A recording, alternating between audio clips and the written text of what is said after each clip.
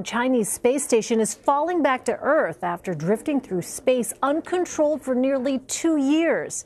CBS News space consultant Bill Harwood joins me now to talk about that and so much more. Bill, great to see you in person. Always good to be here. So let's talk about this space station. The Tiangong-1 was the station the Chinese lost control of in June of 2016.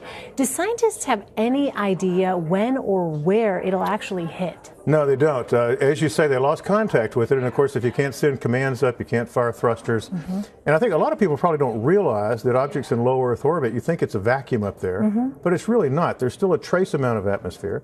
And so as all spacecraft plow through that at very high speeds, it slowly but surely erodes the orbit. They call it atmospheric drag, and it slowly but surely will descend. It happens to the space station, except the space station, they fire rocket thrusters and constantly reboost it. Right. But since they've lost contact with this spacecraft, they have no control at all. No control, which means it's going to come down on its own no matter what. Well, there are reports that fragments of the station could be carrying this toxic propellant known as hydrazine. What are the concerns surrounding that substance? Well, hydrazine is a propellant used for maneuvering thrusters, for example, that sort of thing. It's extraordinarily toxic. It is very, very nasty stuff.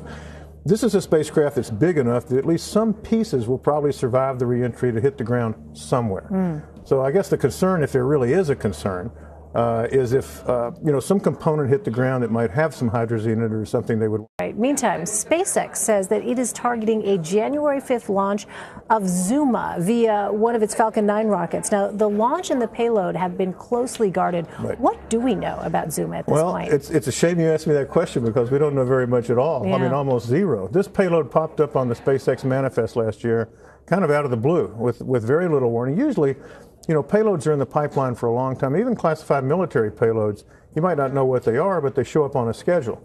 This one just kind of popped in out of the blue, and there's a lot of speculation about it, but we really don't know. It's not going to one of those high orbits where communication satellites operate, 22,300 miles up. It's going to some sort of a low orbit. We know that because the first stage is going to fly back and attempt landing, and they don't usually have enough fuel to do that for these really high orbits. But what Zuma is